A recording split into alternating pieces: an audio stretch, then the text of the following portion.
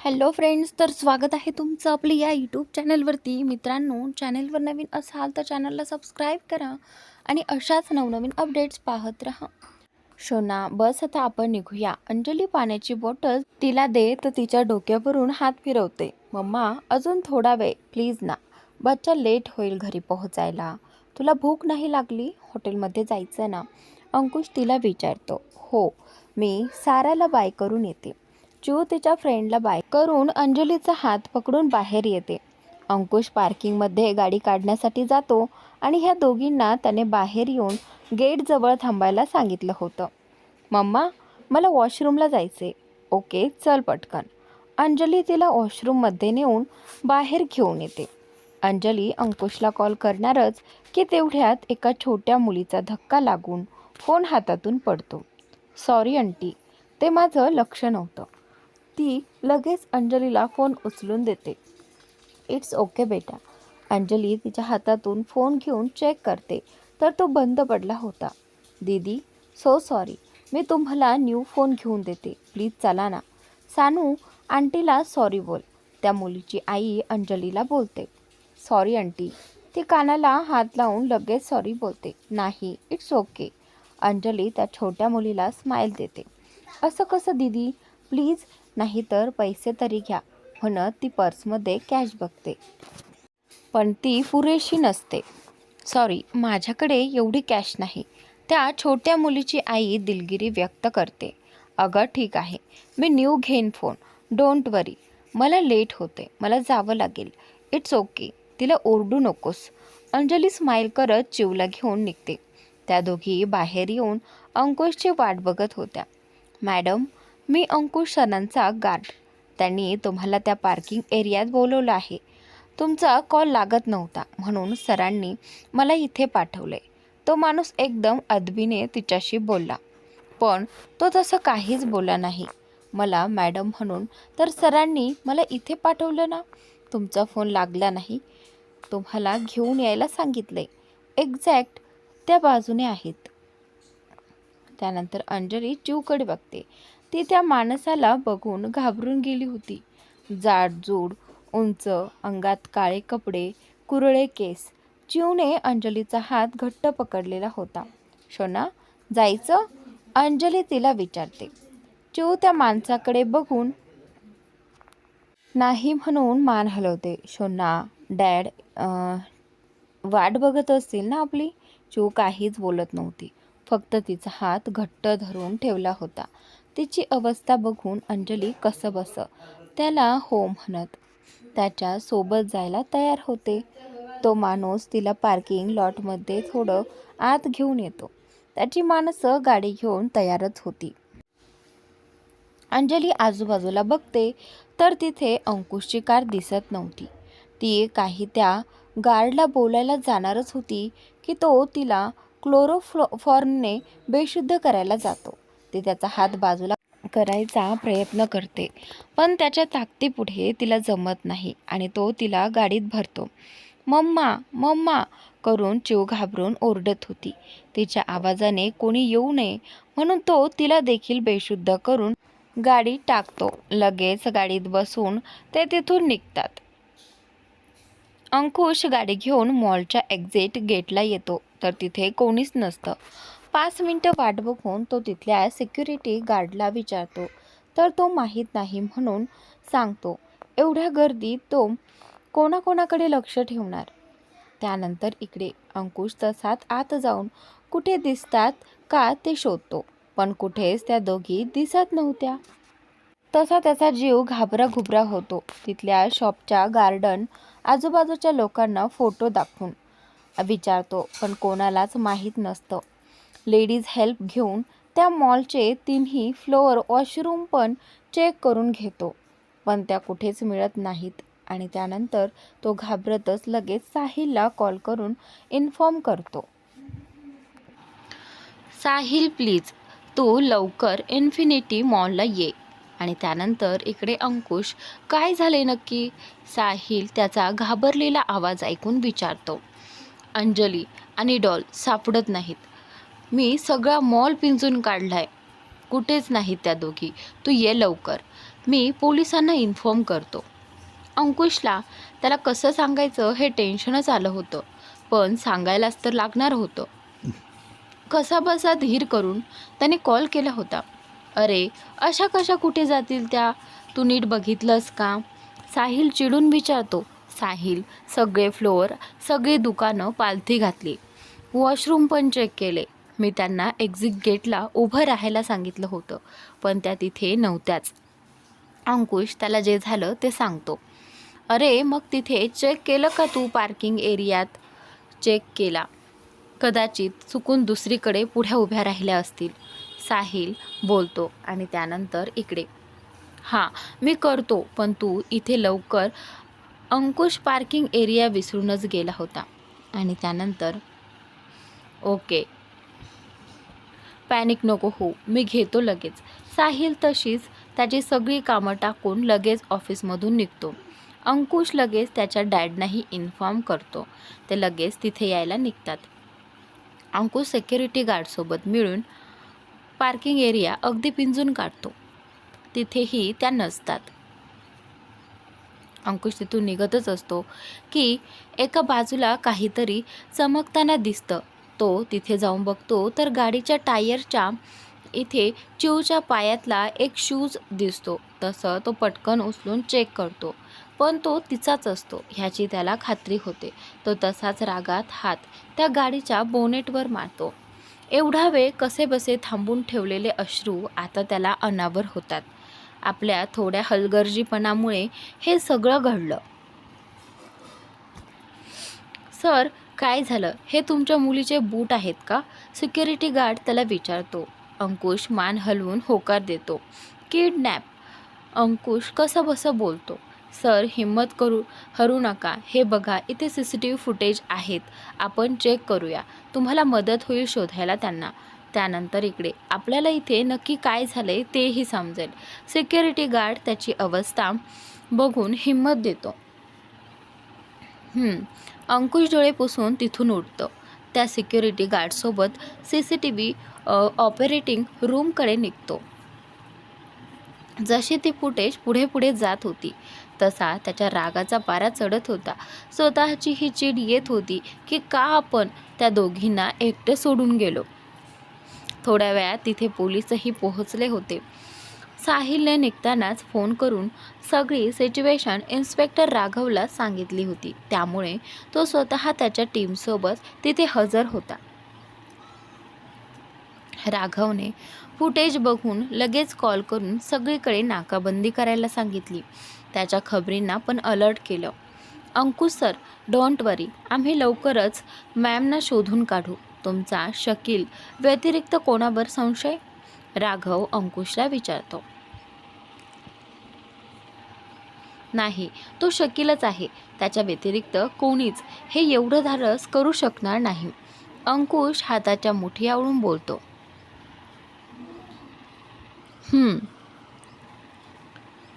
काय झालं? सापडली अंजली? साहिल आणि अंकुशचे डॅडही तिथे पोहोचतात. अंकुशचे डॅड इन्स्पेक्टर राघवला विचारतात. नाही, पण त्यांना किडनॅप केलं गेलं आहे. आम्ही CCTV नुकतंच चेक केलं, त्याच्यात स्पष्ट झालं आहे, राघव त्यांना सांगतो. मला एक कळत नाही अंकुश, तुला सगळी सिच्युएशन माहीत असताना तू त्यांना एकटं सोडूच कसा शकतोस? आणि तुझी सिक्युरिटी? साहिल चिडून विचारतो. आम्ही निघतच होतो इथून. मी फक्त पार्किंगमधून कार आणायला गेलो आणि त्यानंतर इतक्यातच हे घडलं. डॉल घाबरते रे त्यांना बघून, म्हणून मी त्यांना आमच्या मागून यायला सांगितलं आणि तेही होते की आमच्यासोबत, पण नंतर मी एवढं लक्ष दिलं नाही. तिथेच माझी चुकी झाली. अंकुश तोंड दोन्ही हातांनी झाकून घेत पश्चातापाने बोलतो. इन्स्पेक्टर राघव, काही अपडेट? साहिल इन्स्पेक्टर राघवकडे वळतो. सर, आम्ही नाकाबंदी केली आहे, पण थोडं अवघडच वाटत आहे, कारण जवळजवळ 1 तास होईल आता, आणि जर हे शकीलने केलं आहे तर ते नक्कीच मुंबईबाहेर जातील. राघव अंदाज बांधत त्याला सांगतो. ती गाडी, त्याचा नंबर किंवा अजून काही क्लू अंकुशचे डॅड विचारतात. गाडीला नंबर प्लेट नव्हती. व्हाईट कलरची मारुती ओमनी गाडी आहे, जुनं मॉडेल आहे. मॅमचा कॉल ट्रेस करायचा प्रयत्न करतोय पण होत नाही आहे. इन्स्पेक्टर राघव, तुम्ही सगळ्या निगेटिव्ह गोष्टी सांगताय. तुम्हाला कळतंय का? अंजली एकटी किडनॅप नाही झालेली. तिच्यासोबत तिची छोटी 4 वर्षाची मुलगीही आहे. तुम्हाला सिरियसनेस कळतोय का ह्या गोष्टीचा? साहिल दात आवळत स्वतःचा राग कंट्रोल करत बोलतो. त्याचे डोळे आग ओकत होते. हो सर, आम्ही आमचे पूर्ण प्रयत्न करतोय. आम्ही लवकरच माझ्या खबरींना ॲक्टिवेट केलं आहे. लवकरच ते आपल्याला शकीलचा एक्झॅक्ट लोकेशन सांगतील. आणि जर त्यांनी मॅमना किडनॅप केलं आहे तर एकतर तो त्यांना त्यांच्या ठिकाणी घेऊन जाईल किंवा स्वतः त्या ठिकाणी जाईल. राघव त्याचा राग बघून बोलतो. मला सगळं समजतंय, पण ॲक्शन हवी आहे तुमच्याकडून. एवढे दिवस तुम्ही फक्त प्लॅन बनवताय आणि ते एक्झिक्यूट होताना दिसत नाही आहे. होतोय करतोय हेच ऐकत आलो आहे आम्ही तुमचं. शेवटी आज माझी बहीण किडनॅप झालीच, तरीही तुमचं तेच सुरू आहे. कळतंय का तुम्हाला इथे सिच्युएशन काय आहे? तिला जर काही झालं तर मी कोणालाच सोडणार नाही. साहिल रागात त्याला बोट दाखवत वॉर्निंग देतो. सर प्लीज शांत व्हा. मला समजतंय तुमची सिच्युएशन. आपण लवकरच त्यांना शोधून काढू. ते लोक अंजलीला घेऊन शहराच्या बाहेर एका पडक्या बंगल्याजवळ गाडी थांबवतात आणि त्यानंतर चिव अंजलीच्या मांडीवर डोकं ठेवून होती. अंजलीला हळूहळू शुद्ध येत होती. ती डोक्याला हात लावून डोळे उघडायचा प्रयत्न करत होती. डोके जड झाले होते. हाताला चिव घट्ट बिलगून झोपली होती. अंजली आजूबाजूला नजर फिरवते. अंकुश कुठेच नसतो. तिला आठवतं त्याने तिला पार्किंग लॉटमध्ये नेलं आणि नंतर ती बेशुद्ध झाली. ती चिवला पकडून बाहेर बघते तर 4 माणसं बाहेर आपापसात काहीतरी बोलत होती. अंजली चिवकडे बघून घाबरते. तिला स्वतःची पर्वा नव्हती, पण चिवला काही झालं तर याचीच भीती होती. काय करायचं काहीच सुचत नव्हतं. डोळ्यातून पाणी वाहायला लागतं. एवढं हतबल तिने कधीच स्वतःला पाहिलं नव्हतं. चला तिला बाहेर काढा. मी आज जाऊन रेहमान भाईला कळवतो. तो किडनॅपर आपल्या माणसांना सांगतो. त्यातला एक माणूस पटकन दरवाजा उघडतो. अंजलीला जाग आलेली पाहून तो तिला खाली उतरायला सांगतो. चल उतर खाली. त्या पोरीला पण घे. अंजली चिवला घट्ट पकडून नाही म्हणून मान हलवते आणि त्यानंतर ही बघ उतरायला तयार नाही. तो दुसऱ्या माणसाला म्हणतो, एक मुलगी तुला खाली उतरवता येत नाही. उतर म्हणालो ना. आम्ही आमच्या पद्धतीने नेऊ तुला. उतर. त्यातला एक आवाज वाढवत बोलतो. अंजली त्याचा मोठा आवाज ऐकून भीतीने थरथर कापायला लागते आणि त्यानंतर उतर. अंजली थरथरत उतरते आणि चिवला उचलून घ्यायला जाणार तोच दुसरा माणूस मागून तिचे केस ओढतो. आम्ही जे बोलू ते ऐकायचं. एक गोष्ट 10 वेळा सांगणं मला आवडत नाही. पोरीला उचल आणि गुपचूप आमच्या सोबत चल. ते अंजलीला त्या पडक्या वाड्याच्या मागच्या बाजूला एका बंगल्यात नेतात. जास्त कोणी नव्हतं. 2 मुली होत्या. तो बंगला पाहून कुणीही सांगेल की तिथे खूप दिवस कोणी राहिलं नव्हतं. जागोजागी धुळीचे लॉट होते. विना, ह्या दोघींना घेऊन जा आणि नीट लक्ष ठेव. इथून पळून जाता कामा नये. काहीतरी खाण्याचा बंदोबस्त कर त्यांचा. हो करते. ती दोन्ही माणसं बाहेर निघून जातात. अरे तू वेडा आहेस का? तिचे केस का खेचलेस? तुला माहीत आहे ना, बॉसला कळलं तर तुझं काही खरं नाही. पहिला माणूस दुसऱ्याला म्हणतो. मी जरा जास्त केलं का? दुसरा घाबरत विचारतो. ते बॉसना समजलं की तुला कळेल. कॉल करून कळव त्यांना की इथे पोहोचलोय. तो ॲटिट्यूड देऊन निघून जातो. मम्मा, मला आपल्या घरी जायचे, इथे खूप भीती वाटते, डॅडला सांग ना. चिऊ घाबरून अंजलीच्या मिठीत शिरते. घाबरू नकोस बाळा, मम्मा आहे ना. डॅड आपल्याला लवकर इथून घेऊन जातील. अजिबात रडायचं नाही, तू स्ट्रॉंग बच्चा आहेस ना आमचा, नाही रडायचं मग. अंजली तिचे डोळे पुसून तिला मिठीत घेते. स्वतःला समजत नव्हतं काय करावं, इथून बाहेर कसं पडावं.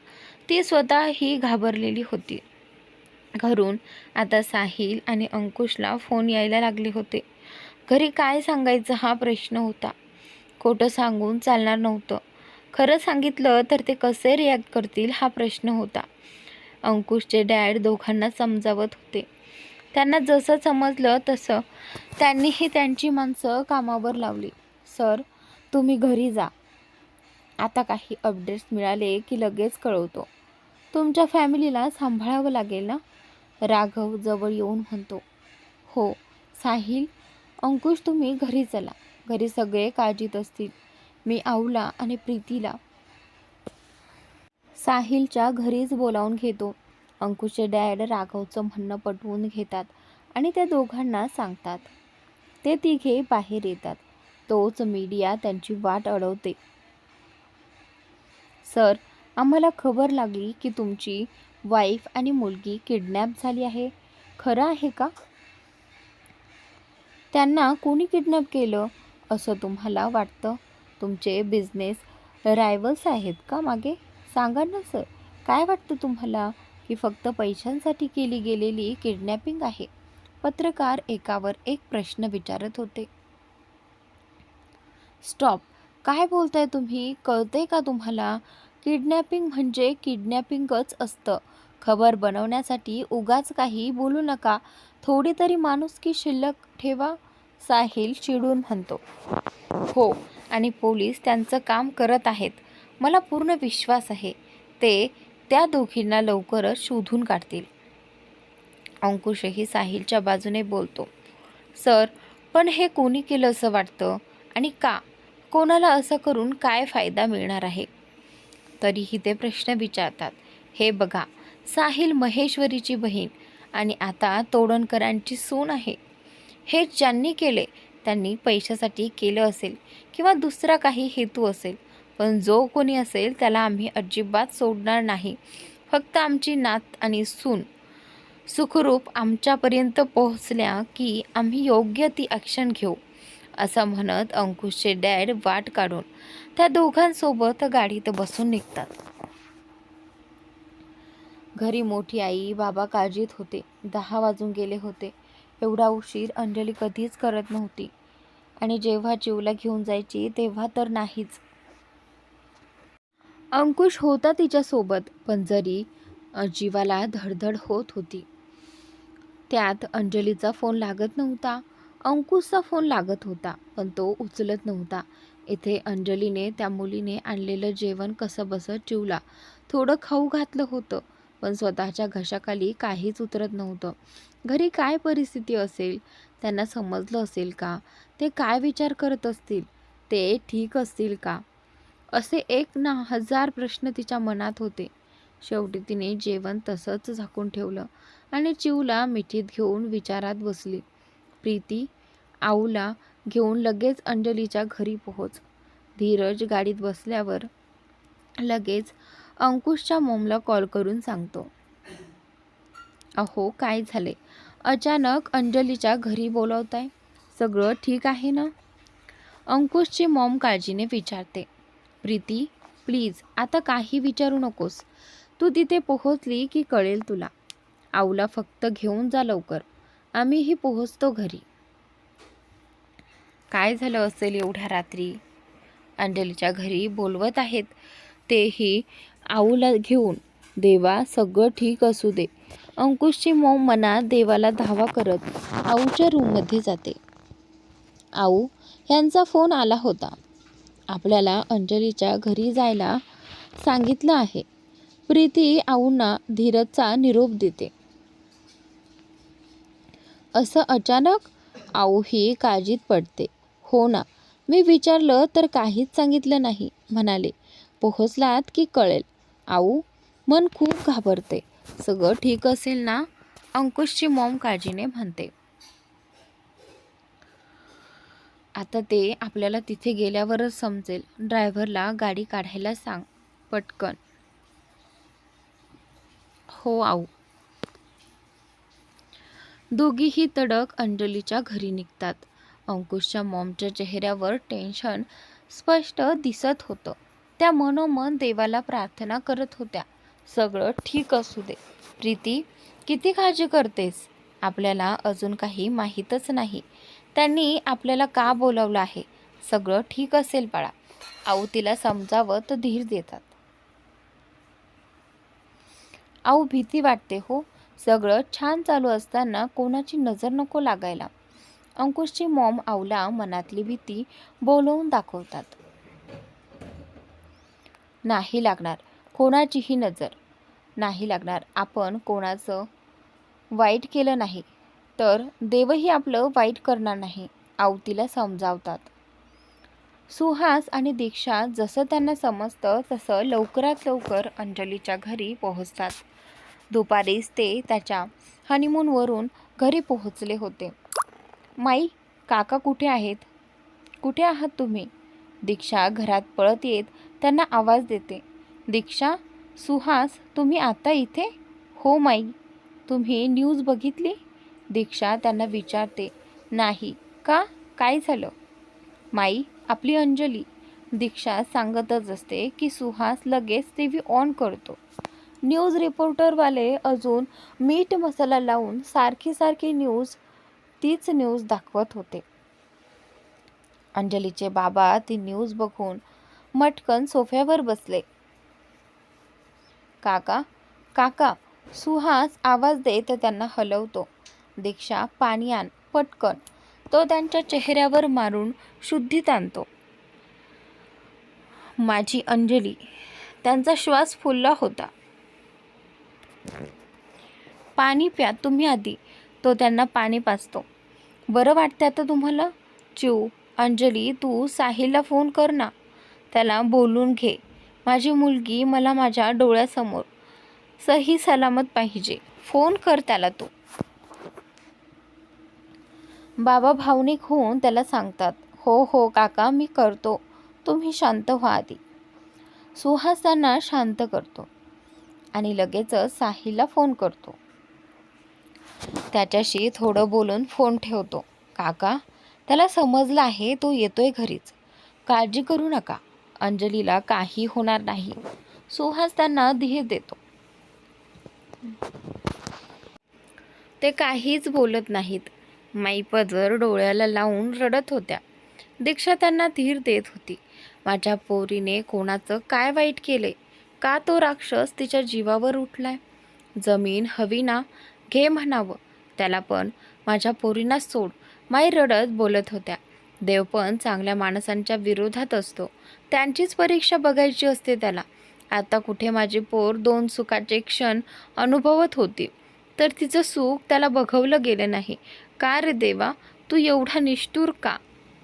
माई शांत व्हा, सगळं ठीक होईल. आपण अंजली आणि चिवला सुखरूप आणू. आपण काही होऊ द्यायचं नाही त्यांना. बाप्पा त्या जिथे असतील तिथे त्यांची काळजी घेईल. त्या नक्कीच सुखरूप असतील. दीक्षा त्यांना धीर देत बोलते. आऊ आणि प्रीती अर्ध्या तासात अंजलीच्या घरी पोहोचतात.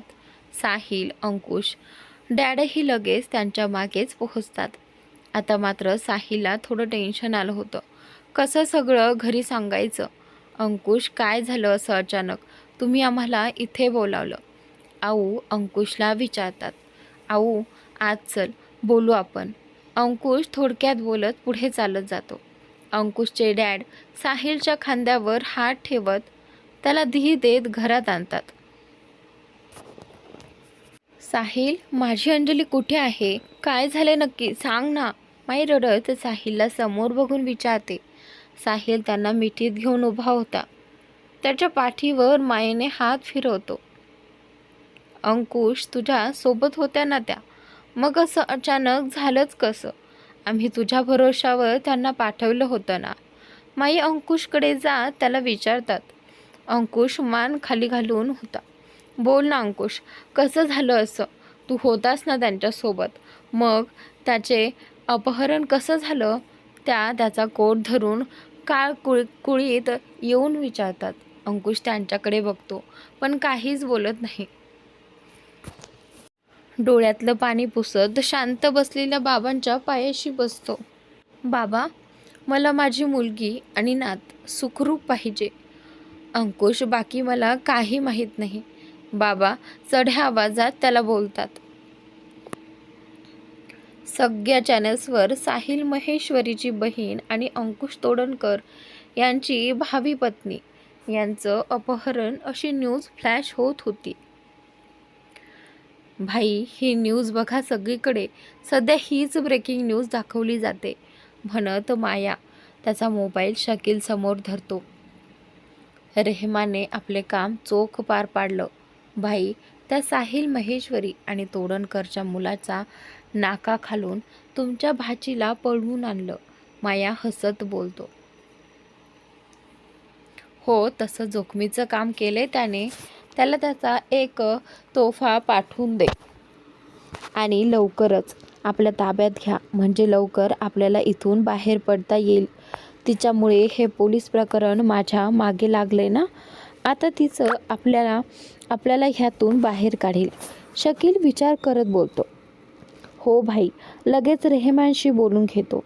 आणि हो, इथे जी कामं अडकली आहेत ती ह्या 2 दिवसात मार्गी लावायचं बघ.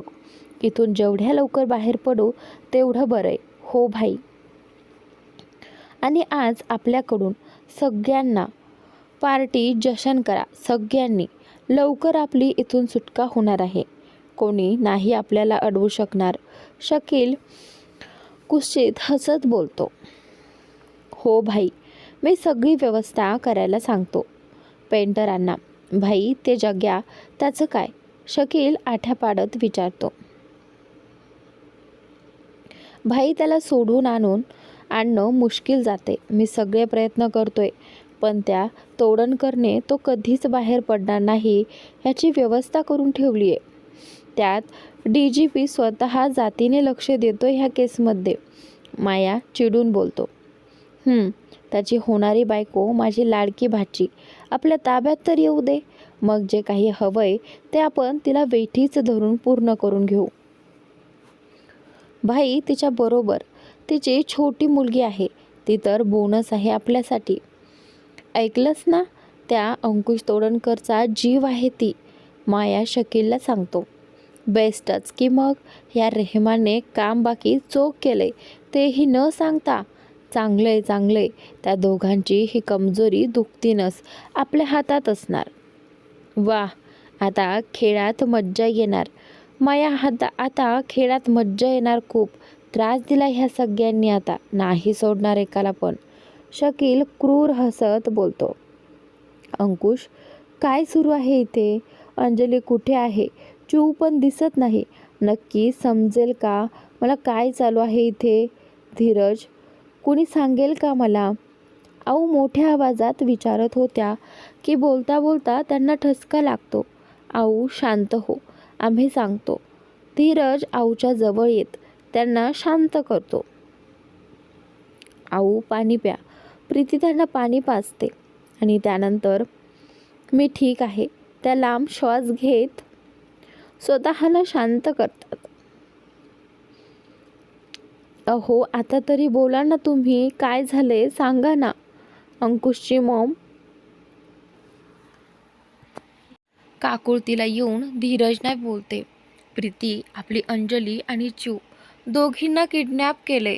अंकुशसोबत त्या मॉलमध्ये गेल्या होत्या, तिथून त्यांना किडनॅप केलं गेले. धीरज जे घडलंय ते लांब श्वास घेऊन पटकन सांगून टाकतात. अंकुशची मॉम शॉक होत तोंडावर हात ठेवते. अरे मग तुम्ही इथे काय करताय? शोधा त्यांना. पोलिसांच्या भरोशावर राहणार आहात का तुम्ही? अंकुश, इतका हलगर्जीपणा कसा करू शकतो तू? सगळी परिस्थिती माहीत असताना? ही अपेक्षा नव्हती तुझ्याकडून. आऊ चिडून अंकुशला बोलतात. मी तुम्हाला आधीच सांगते, माझ्या नातसुनेच्या आणि नातीच्या केसालाही धक्का लागता कामा नये. नाहीतर माझ्यापेक्षा वाईट कोणीच नसेल. आऊ रागाने त्या तिघांकडे बघत बोलतात. अंजलीचे बाबा, तुम्ही काळजी करू नका. अंजलीला आणि आपल्या चिवला काही होणार नाही, हा शब्द आहे माझा तुम्हाला. आऊ अंजलीच्या बाबांचा काळजीने भरलेला चेहरा बघून त्यांना आश्वासन देतात. आऊ, एवढी सिक्युरिटी असताना हे झालंच कसं? त्या दोघींना काही झालं तर मी कोणाकडे बघून जगायचं? त्या आयुष्य आहेत माझं. काय हालत झाली असेल चिवची, मनावर काय परिणाम होईल त्या लहान जीवाच्या, आपण कल्पनाही नाही करू शकत. अंजलीचे बाबा भाऊक होऊन रडवेल्या आवाजात बोलतात. सगळे त्यांचं बोलणं ऐकून भाऊक झालेले. तेवढ्यात साहिलच्या मोबाईलवर इन्स्पेक्टर राघवचा कॉल येतो. साहिल लगेच फोन पिक करून बाजूला जातो. हॅलो साहिल सर, आमच्या टीमने दहीसर चेक नाक्याजवळ संशयित 3 जण पकडले आहेत. त्यांच्याजवळ ही अंजली मॅम ना किडनॅप केलं तशीच गाडी आहे आणि गाडीला नंबर प्लेट पण नाही. आम्ही त्यांना कस्टडीत घेतलंय. लवकरच आपल्याला अंजली मॅमना कोणी किडनॅप केले हे समजेल. ती नक्कीच शकीलची माणसं असणार. तुम्ही कसून त्यांची चौकशी करा. मी येऊ का पोलीस स्टेशनला? साहिल लगेच विचारतो आणि त्यानंतर नाही, सध्या त्याची गरज नाही. मी माझ्या एंडने त्यांच्याकडून माहिती काढण्याचा प्रयत्न करतो. ओके, प्लीज मला लवकरात लवकर काही पॉझिटिव्ह माहिती द्या. हो, कळवतो मी तुम्हाला.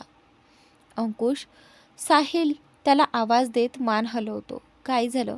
अंकुश काळजीने साहिलला विचारतो.